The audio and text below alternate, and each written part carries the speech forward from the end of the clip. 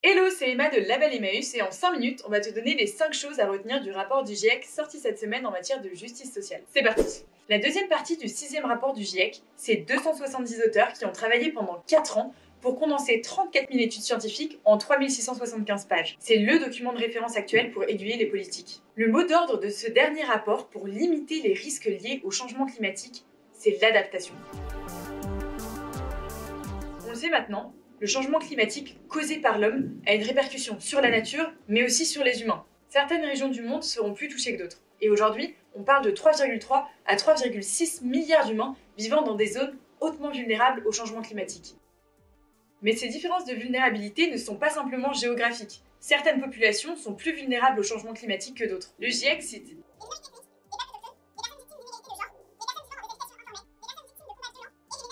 pour la première fois, la colonisation est aussi citée comme facteur de vulnérabilité.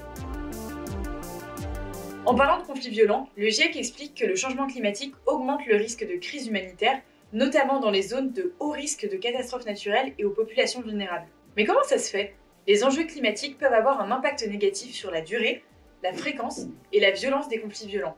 Une autre nouveauté dans ce rapport du GIEC, c'est la notion de justice climatique. Le GIEC nous dit que les adaptations à prévoir doivent être conformes avec le principe de justice climatique, soit le développement et le respect des droits humains avec une approche centrée sur les droits humains pour lutter contre le changement climatique.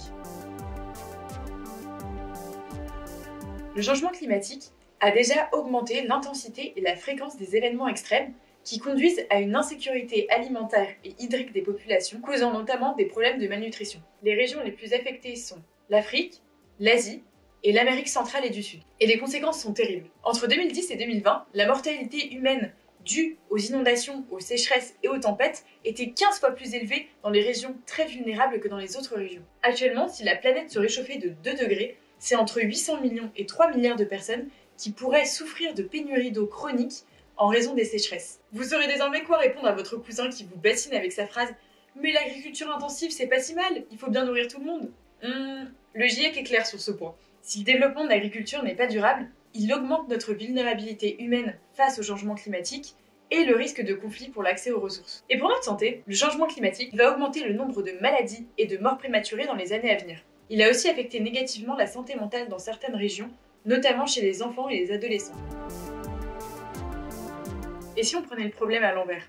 On apprend dans ce rapport que les personnes les plus vulnérables sont celles qui subissent des inégalités, mais aussi que les solutions s'attaquant aux inégalités sociales augmente la faisabilité et l'efficacité de notre adaptation. Et oui, les vulnérabilités et les risques climatiques sont souvent réduits par des lois, des politiques, qui s'attaquent à des inégalités spécifiques et contextuelles, comme les inégalités de genre par exemple. L'adaptation au changement climatique a de forts co-bénéfices avec les ODD, les objectifs du développement durable, tels que l'éducation, la réduction de la pauvreté, l'intégration des femmes ou la sécurité alimentaire. L'intensité et la fréquence des risques associés au changement climatique dépendront fortement des mesures d'adaptation qui sont prises sur le moyen terme. Mais attention à la maladaptation. Il faut penser ces solutions à long terme et en lien avec les écosystèmes pour ne pas risquer d'amplifier des inégalités déjà existantes. Pour la première fois, le GIEC reconnaît que le savoir scientifique n'est pas le seul valable, mais qu'il faut également apprendre auprès des populations indigènes et locales qui ont appris à vivre de manière interdépendante avec les écosystèmes. Prenons l'exemple des forêts. Le rapport affirme que la reconnaissance des droits des peuples autochtones et des communautés locales participe au maintien et à l'adaptation des forêts dans de nombreuses régions. De la même manière, il est nécessaire d'inclure les groupes les plus marginalisés et les personnes les plus vulnérables aux réflexions sur l'adaptation. Mais il y a une autre chose un peu étonnante dans ce rapport. C'est une notion omniprésente dans ce rapport, la coopération. C'est maintenant écrit noir sur blanc. Pour faciliter la résilience au changement climatique, il faut une coopération internationale des gouvernements à tous les niveaux.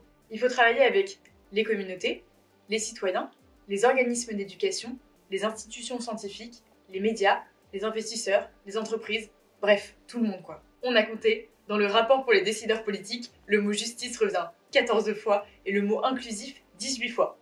Si même les scientifiques le disent. Et voilà, c'est tout pour ce décryptage. N'hésite pas à partager cette vidéo pour informer le plus de gens possible, à la liker et à t'abonner pour plus de décryptage sur des actus sociales et environnementales. À bientôt!